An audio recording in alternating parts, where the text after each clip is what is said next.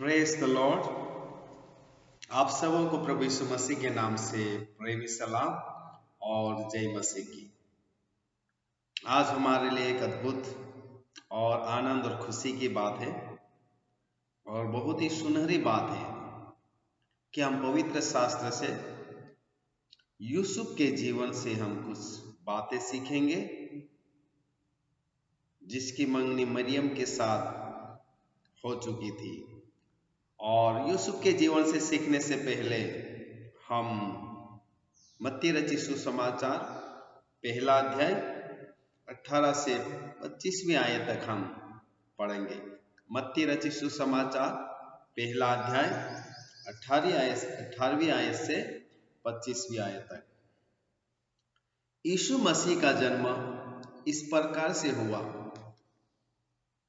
कि जब उसकी माता मरियम की मंगनी यूसुफ के साथ हो गई तो उनके इकट्ठा होने से पहले ही वह पवित्र आत्मा की ओर से गर्भवती पाई गई। अतः उसके पति यूसुफ ने, जो धर्मी था और उसे बदनाम करना नहीं चाहता था, उसे चुपके से त्याग देने का विचार किया। जब वह इन बातों के सोच ही में था तो प्रभु का स्वर्गदूत उसे स्वप्न में दिखाई देकर कहने लगा, हे यूसुफ, दाऊद की संतान, तू अपनी पत्नी मरियम को अपने यहां ले आने से मत डर, क्योंकि जो उसके गर्भ में है वह पवित्र आत्मा की ओर से है। वह पुत्र जनेगी और तू उसका नाम यीशु रखना, क्योंकि वह अपने लोगों का उनके पापों से उद्धार करेगा। यह सब इसलिए हुआ कि जो वचन प्रभु ने भविष्यवक्ता के द्वारा कहा था वह पूरा हो। देखो, एक कुंवारी गर्भवती होगी और एक पुत्र जनेगी और उसका नाम इम्मानुएल रखा जाएगा, जिसका अर्थ है परमेश्वर हमारे साथ। तब यूसुफ नींद से जागकर प्रभु के दूत की आज्ञा के अनुसार अपनी पत्नी को अपने यहाँ ले आया, और जब तक वह पुत्र न जनी तब तक वह उसके पास न गया, और उसने उसका नाम यीशु रखा। प्रभु इन वचनों को पढ़े और सुने जाने पर हम सबों को आशीष दे। और जो पद्यांश हमने पढ़ा ये यूसुफ के जीवन से संबंधित है। जब उद्धार का संदेश यूसुफ के पास पहुंचा, प्रभु यीशु मसीह के जन्म लेने का संदेश या सूचना या भविष्यवाणी जो पहले से कही गई थी, उसके पूर्ण होने की बात यूसुफ के पास पहुंची, तो यूसुफ ने उस उद्धार के संदेश के प्रति अपनी प्रतिक्रिया कैसे दिखाई, ये हमको उनके जीवन से सीखना बहुत जरूरी है। जब आपके और मेरे जीवन के लेकर जब यीशु के उद्धार का संदेश जब आप तक और मेरे तक पहुंचता है, तो आप और मैं उसका प्रत्युत्तर कैसे देते हैं, उसकी प्रतिक्रिया हम कैसे दर्शाते हैं, ये बहुत महत्वपूर्ण स्थान रखता है। जब प्रभु आपसे कुछ कहता है अपने वचन के द्वारा, आराधना और मीटिंग के समय जब प्रभु का वचन के द्वारा, प्रभु के संदेश के द्वारा, दासों के जरिए अलग अलग माध्यम से जब प्रभु आपको और मुझे अपनी योजना को जब प्रकट करता है, तो उस समय हमारी प्रतिक्रिया प्रभु के उस उद्धार के संदेश को लेकर कैसी होनी चाहिए, वो बातें हम यूसुफ के जीवन के द्वारा हम सीख सकते हैं, ताकि यूसुफ के द्वारा जो बातें हमको उनके जीवन से मिलती है उन्हें हम हमारे जीवन में भी लागू कर सकते हैं। It is very important for us after hearing the message of salvation, like Joseph, how we should respond to God for that message of salvation. उद्धार के उस संदेश का प्रत्युत्तर हम कैसे देते हैं? As Joseph has responded by hearing the message of Messiah, the birth of Jesus Christ, who has been going to come as a savior, as a forgiver of sins of entire humanity, and how Joseph responded the message of salvation, the forgiveness of sin in his own life, in his family life. That is very important to know, the very specific response which Joseph has made in his life after hearing the message of salvation through the angel which has been sent by the living God to fulfill on this earth for the salvation of entire human being. स्वर्गदूत के द्वारा यूसुफ के पास जो उद्धार का संदेश आया, यूसुफ ने कैसे उस संदेश को अपने व्यक्तिगत जीवन के लिए और होने वाले पारिवारिक जीवन के लिए स्वीकारा और प्रत्युत्तर दिया, वो जानना हमारे लिए बहुत जरूरी है। तो जो आयतें हमने पढ़ा, पहला मत्ती रचित सुसमाचार पहला अध्याय 18 से 25वीं आयत में, उसमें सबसे पहला गुण जो हम यूसुफ के अंदर देखते हैं वो है obedience to God's will. Obedience to God's will, परमेश्वर की इच्छा के प्रति आज्ञाकारिता यूसुफ ने दिखाई। Joseph has responded to message of salvation through the obedience of God's will. परमेश्वर की आज्ञा का, परमेश्वर की इच्छा का आज्ञाकारिता के रूप में उन्होंने प्रत्युत्तर दिया। जब उद्धार का संदेश, जब जीवन का संदेश, जब पाप क्षमा करने का संदेश, अनंत जीवन का संदेश, अनंत स्वर्ग का संदेश जब आपके पास और मेरे पास आए, तो हमें परमेश्वर की उस इच्छा और मनसा के अनुसार आज्ञाकारिता के रूप में हमें प्रत्युत्तर देना है। Hallelujah. So Joseph was obedience to God's will. Yusuf परमेश्वर की इच्छा का आज्ञाकारी रहा। जैसे ही स्वर्गदूत उनके पास आकर यह संदेश दिया, जैसे ही स्वर्गदूत आकर यूसुफ को संदेश दिया कि मरियम पवित्र आत्मा की सामर्थ से गर्भवती पाई गई है और इसलिए जो बालक उत्पन्न होने वाला है वो पवित्र है, जो समस्त मानव जाति के पापों की क्षमा के लिए जन्म ले रहा है, और इसलिए मरियम को स्वीकारने के लिए और उस उद्धारकर्ता बालक यीशु जो मरियम के द्वारा आ रहे हैं उसको आप स्वीकार कर लो। एक संदेश परमेश्वर की ओर से स्वर्गदूत के द्वारा यूसुफ के पास पहुंचा, that Mary has been conceived by the power of the Holy Spirit.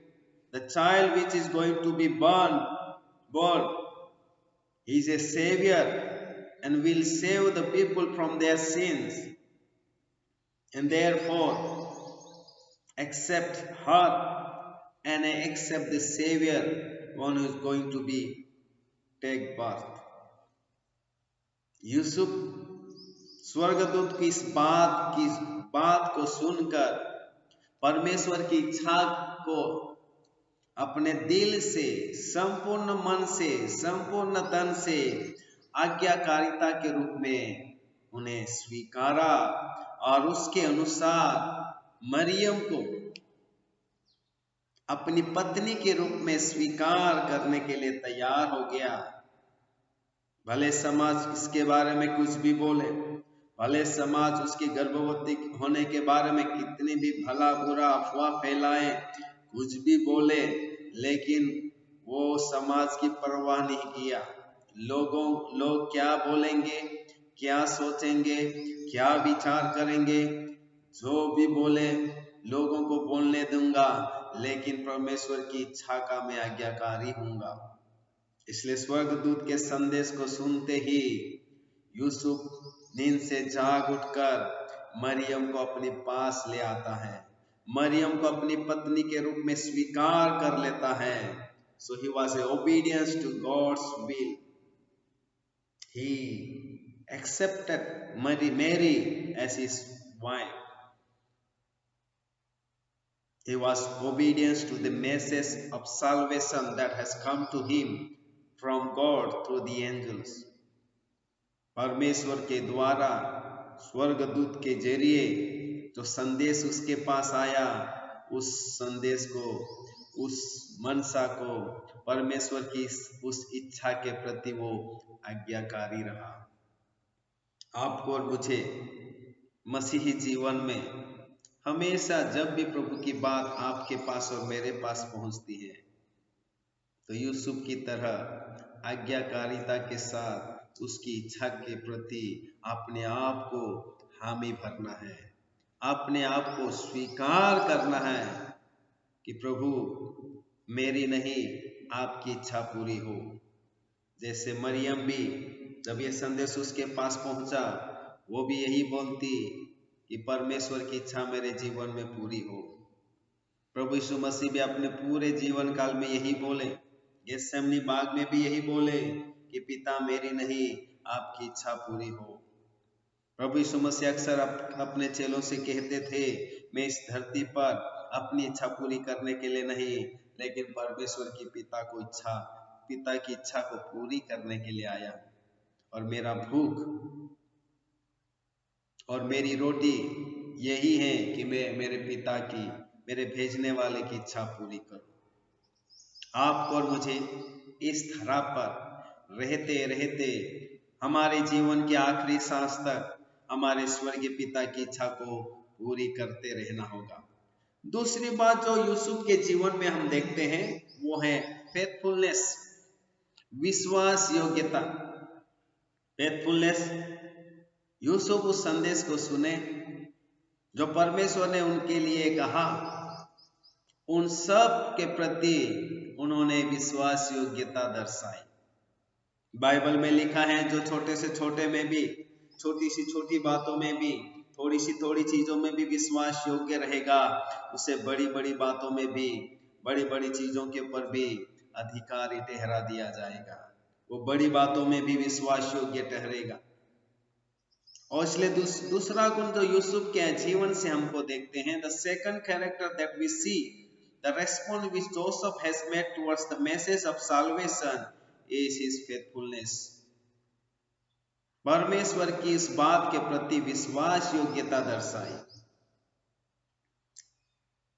ऐसा लग रहा था उस बात को समझना मुश्किल था, परिस्थिति बिल्कुल विपरीत है, और ऐसे कैसे हो सकता है, फिर भी उन्होंने मरियम के प्रति विश्वास योग्यता दर्शाई और परमेश्वर की योजना के प्रति भी विश्वास योग्यता दर्शाई। Therefore he was faithful to Mary and faithful to the plan of God for his life. When the message of salvation came to him, he was willing to be faithful to Mary, at the same time to be faithful for the plan of God which is going to fulfill in his family life.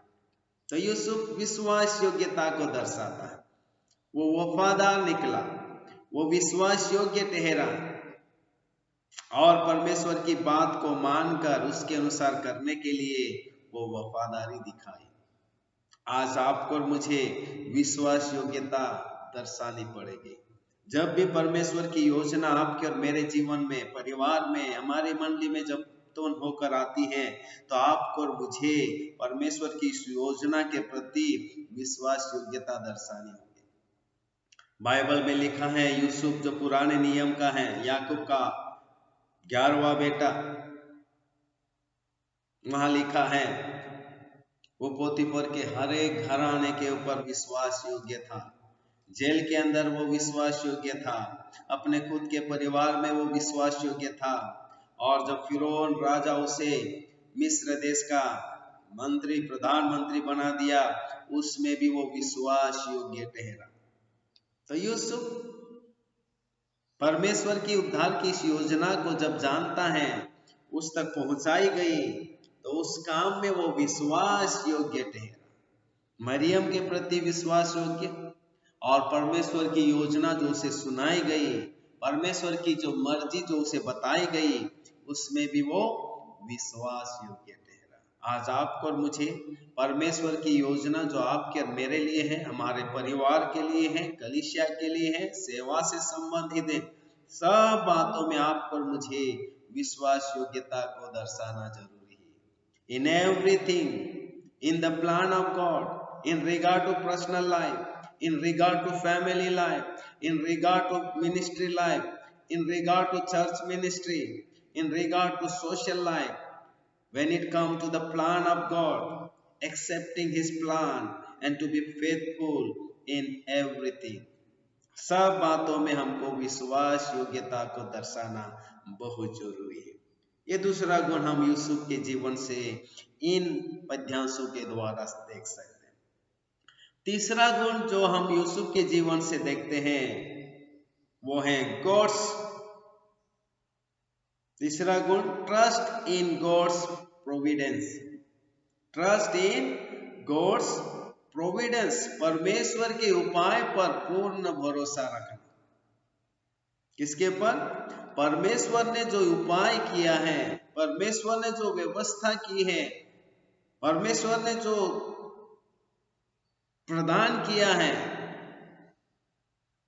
जो Providence दिया है, जो उपाय किया है, जो मार्ग दिया है, जो रास्ता निकाला है, उसमें पूर्ण रीति से भरोसा करना, पूर्ण रीति से उस पर आश्रित होना, वो गुण हमको यहाँ यूसुफ के जीवन के द्वारा देख सकते हैं। क्योंकि वो जानते थे कि जो योजना परमेश्वर ने उसके पारिवारिक जीवन को लेकर किया है, और अपने इकलौते पुत्र प्रभु यीशु मसीह को मुक्तिदाता के रूप में जो काम कर रहे हैं,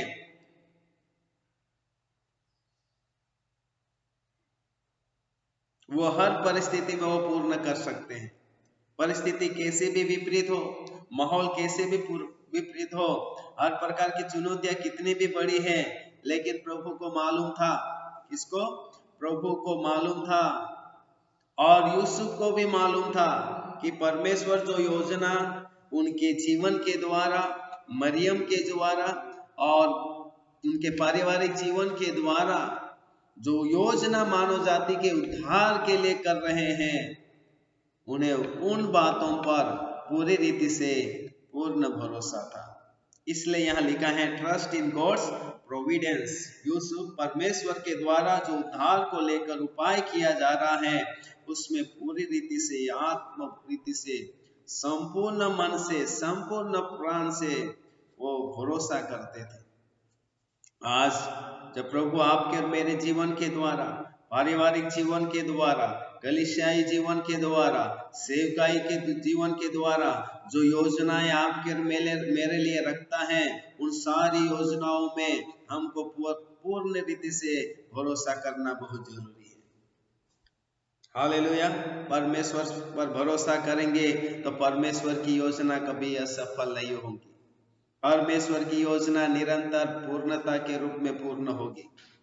हन्ना अपने बेटे सामुएल के लिए पूर्ण भरोसा करती थी कि जो बेटा उसे दिया गया है, उसे परमेश्वर की सेवकाई के लिए उन्हें अर्पण कर दिया जाए।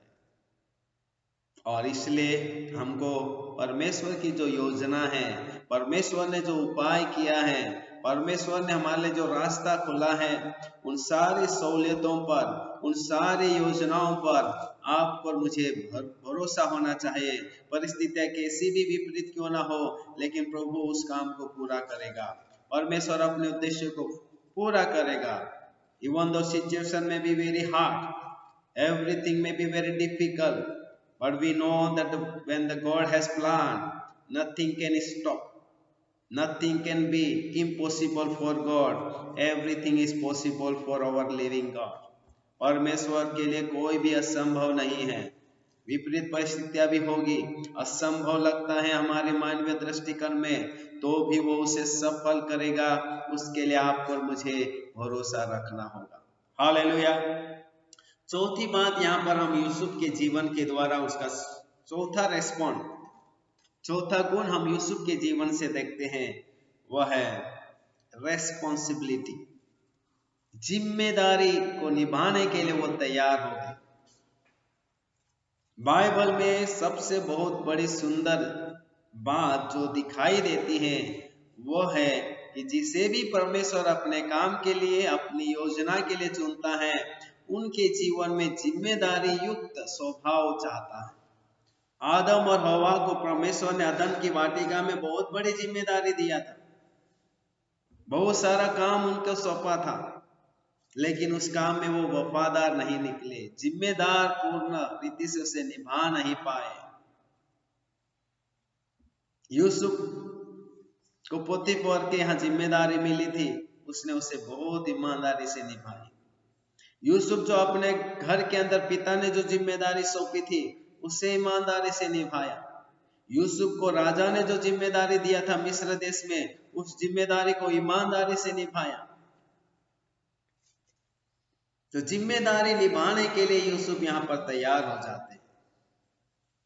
यूसुफ जिम्मेदारी लेने के लिए तैयार हो जाते हैं कि हाँ, मैं मरियम की सुधि लूंगा और मरियम के जरिए जो बालक यीशु जन्म लेने वाले हैं, जो संपूर्ण मानव जाति के पापों के उद्धारकर्ता के रूप में पैदा होने वाले हैं, उनके प्रति मैं जिम्मेदारी रहूंगा, उनकी आवश्यकताओं के प्रति जिम्मेदारी रहूंगा, उनकी सुरक्षा के प्रति जिम्मेदारी रहूंगा, उनके लिए उपाय करने के प्रति मैं अपनी जिम्मेदारी निभाऊंगा। तो चौथा गुण जो यूसुफ के अंदर से हमको देखने को मिलता है, वो जिम्मेदारी को निभाने के लिए अपने आप को समर्पित कर देते हैं। The fourth character that we see from the very life of Joseph, that he has been faithfully committed himself to be obedient to God and fulfill the every responsibility that is needed in taking care of Mary and looking after Lord Jesus Christ as he is going to take birth for the salvation of human being. आपको और मुझे प्रभु के कामों की जिम्मेदारी लेनी पड़ेगी। परमेश्वर विश्वास योग्य लोगों को ढूंढ रहा है। पतरस मछली मारने के लिए जा चुका था, उसके साथ कई 6-7 साथियों को भी ले गए थे, लेकिन प्रभु यीशु मसीह जो जीवित हो उठे थे और उस झील के किनारे उनके पास पहुंचते हैं और पतरस से कहते हैं कि पतरस, अगर तू मुझसे प्रेम करता है, अगर तू मुझसे इन चीजों से ज्यादा प्रेम करता है, तो मेरी भेड़ों को चरा। 3 बार प्रभु यीशु मसीह ने पतरस को बोला, इनसे ज्यादा अगर तू मुझसे प्रेम करता है, मेरी भेड़ों को चरा, मेरी भेड़ों की रखवाली कर, मेरी भेड़ों की, मेरे मेमनों को तू संभाल, उनकी अगुवाई कर, उनको चरा, उनको सिखा, उनको लेकर चल। यहाँ प्रभु यीशु मसीह पतरस को जिम्मेदारी वाली बात बोल रहे हैं। आज आपको और मुझे जो प्रभु ने काम सौंपा है, जो सेवा सौंपी है, जो लोग सौंपे हैं, उनके प्रति आपको और मुझे जिम्मेदारी रहनी होगी। हमारे परिवार के प्रति आपको और मुझे जिम्मेदारी निभानी पड़ेगी। हमारी कलीसिया के प्रति, विश्वासियों के प्रति आपको और मुझे जिम्मेदारी निभानी पड़ेगी।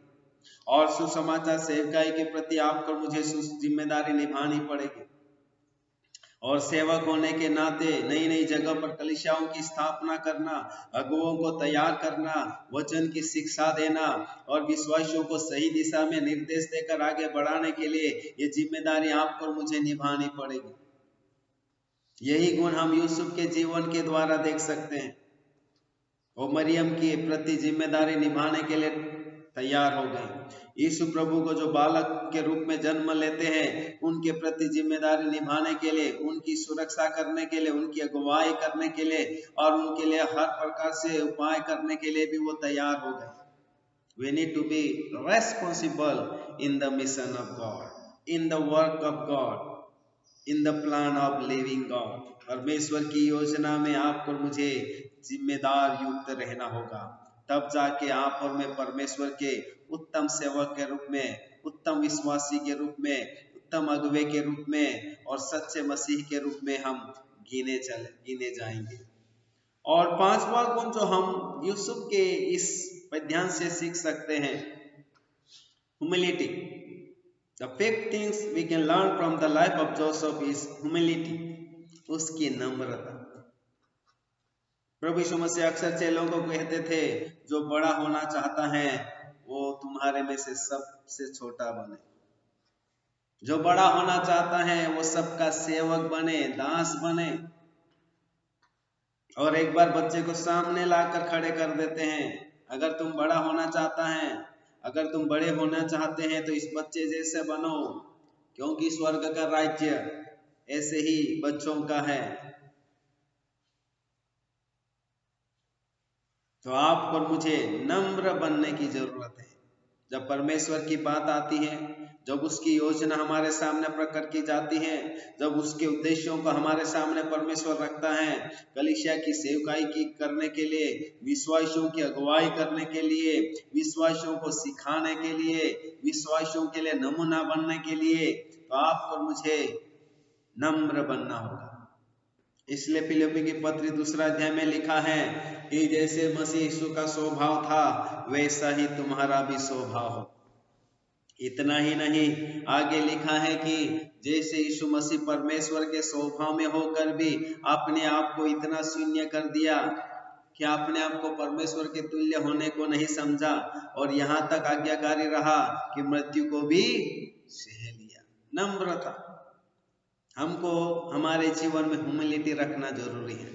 We need to be humble enough, never boast. We should not be arrogant. We should not be proudy. We should not be looking ourselves something greater than all other. एक बिल्कुल नम्र व्यक्ति, ऐसे ही लोगों को प्रभु इस्तेमाल करता है।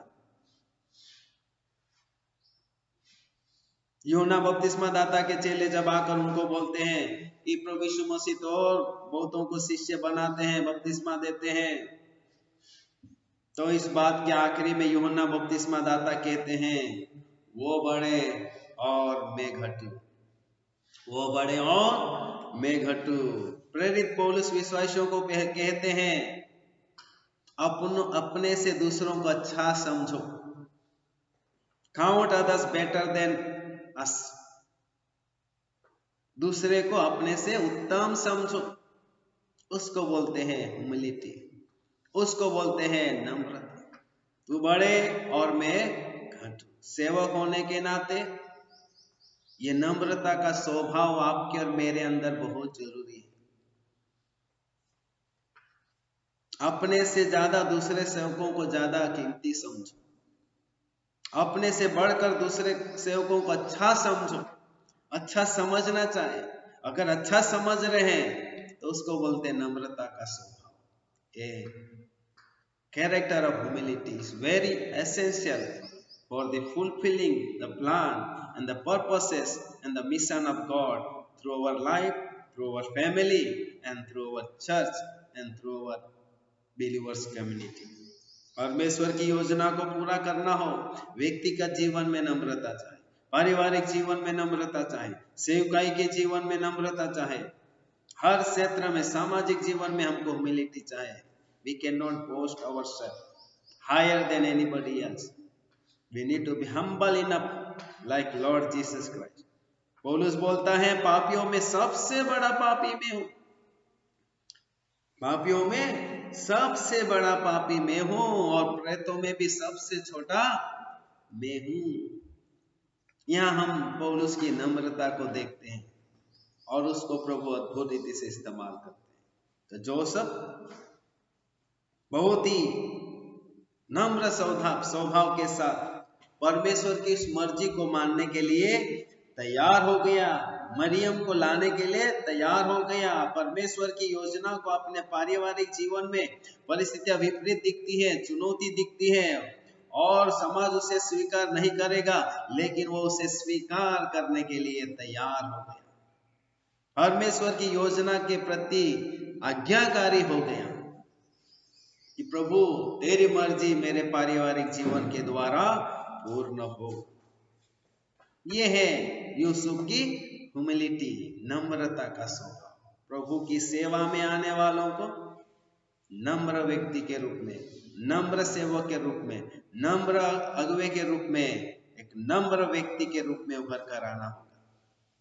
बाइबल में नीति वचन के लिखने वाले कहते हैं पतन से पहले घमंड आता है, और इसलिए आपको और मुझे सावधान रहना है। घमंड नाम का कोई बीज, थोड़ा सा भी अंश हमारे अंदर नहीं पाया जाना चाहिए। किसी भी बात को लेकर, धन दौलत को लेकर, घर गृहस्थी को लेकर, सेवकाई को लेकर, गुणों को लेकर, चरित्र को लेकर, क्वालिटी को लेकर, योग्यताओं को लेकर, वरदानों को लेकर घमंड नाम की चीज हम सेवकों के अंदर, प्रभु के लोगों के अंदर, विश्वासियों के अंदर, कलीसिया के अंदर किसी के अंदर नहीं होना चाहिए। अगर कलीसिया के अंदर सब विश्वासी नम्र बन जाएंगे तो गड़बड़ियां नहीं होगी। सेवकों के अंदर सब सेवक अपने आप को नम्र समझना शुरू करेगा तो उन सेवकों में भी ऊंच नीच की भावना नहीं रहेगी, भेदभाव की भावना नहीं रहेगी, एक दूसरे के गिरने और पतन का इंतजार नहीं करेंगे, बल्कि एक दूसरे को आगे बढ़ाने के लिए, एक दूसरे को प्रोत्साहन करने के लिए हमारे अंदर नम्रता का आत्मा काम करेगा। तो ये है यूसुफ के अंदर जब उद्धार का संदेश उस तक पहुंचा, परमेश्वर की योजना जो उसके पारिवारिक जीवन के द्वारा फुलफिल होने के लिए, पूर्ण होने के लिए आई, तो ये 5 अद्भुत गुण उनके जीवन में दिखाई देते हैं। First, obedience to God's will, faithfulness, trust in God's providence, responsibility and humility. परमेश्वर की इच्छा के प्रति आज्ञाकारी, विश्वास योग्यता, परमेश्वर के उपाय पर भरोसा, जिम्मेदारी और नम्रता, ये 5 अद्भुत आत्मिक गुण एक सेवक होने के नाते, विश्वासी होने के नाते हम यूसुफ के जीवन के द्वारा सीख सकते हैं। और पवित्र आत्मा इन गुणों को जैसे यूसुफ के जीवन में डाला, वैसे आपके और मेरे जीवन में भी डालने के लिए, आपके और मेरे जीवन में भी लाने के लिए, आपके और मेरे जीवन में भी अंकुरित करने के लिए पवित्र आत्मा तैयार है। क्यों ना हम अपना समर्पण करें और कहे कि हाँ प्रभु, जिस रीति से यूसुफ आपकी योजना को पूरा करने के लिए, उद्धार की योजना को पूरा करने के लिए, प्रभु यीशु मसीह का अपने जीवन में, अपने परिवार में स्वीकार करने के लिए और समस्त मानव जाति के लिए और अपने कौम के लिए उद्धारकर्ता के रूप में स्वीकार करने के लिए वो आपकी इच्छा के प्रति आज्ञाकारी थे, आपकी योजना के प्रति विश्वास योग्य थे, आपकी योजना के प्रति भरोसेमंद थे, आपकी योजना के प्रति जिम्मेदार थे और आपकी उस योजना को पूरी करने के लिए नम्रता के साथ अपने आप को समर्पित किया। अगर हम ऐसी दुआ करेंगे, ऐसी अपेक्षाएं करेंगे और ऐसी विनती हमारे प्रभु से करेंगे, जरूर वो हमको यूसुफ के इन 5 गुणों को हमारे जीवन में भी देखने पाएंगे। और प्रभु आपको और मुझे अपने उद्धार की योजना में, हम सेवकों को, हम विश्वासियों को, प्रभु की कलीसिया को, प्रभु की भक्तों को अपने अपने व्यक्तिगत जीवन में, पारिवारिक जीवन में, कलीसियाई जीवन में, सामाजिक जीवन में और संपूर्ण संसार में अद्भुत रीति से इस्तेमाल करेंगे। आमीन, हालेलुया, प्रेज द लॉर्ड। और आशा करता हूं कि ये संदेश, ये शिक्षा यूसुफ के द्वारा जो हमने सीखी है, हमारे जीवन में आशीषमय रही है। और ये संदेश, ये शिक्षा हमको रोज सीखना है और अन्यों तक पहुंचाना है, ताकि वे भी यूसुफ की तरह हम सब प्रभु यीशु मसीह के योजना में, परमेश्वर पिता की योजना में, उद्धार के इस महान काम में आज्ञाकारिता के साथ, विश्वास योग्यता के साथ, भरोसे के साथ, जिम्मेदारी के साथ और नम्रता के साथ पूर्ण होते हुए और उस काम में निरंतर बढ़ते जाएंगे। अंत में पिता परमेश्वर का प्रेम, प्रभु यीशु मसीह का अनुग्रह और पवित्र आत्मा की सहायता, संगति हम सबों के साथ हमारे जीवन के आखिरी सांस तक परमेश्वर की योजना को पूरी करने में बनी रहे। और हम सब कहेंगे आमीन, आमीन, आमीन। भला परमेश्वर आप सबों को आशीष दे और निरंतर इस शिक्षा से लाभान्वित होते रहे। धन्यवाद। God bless you.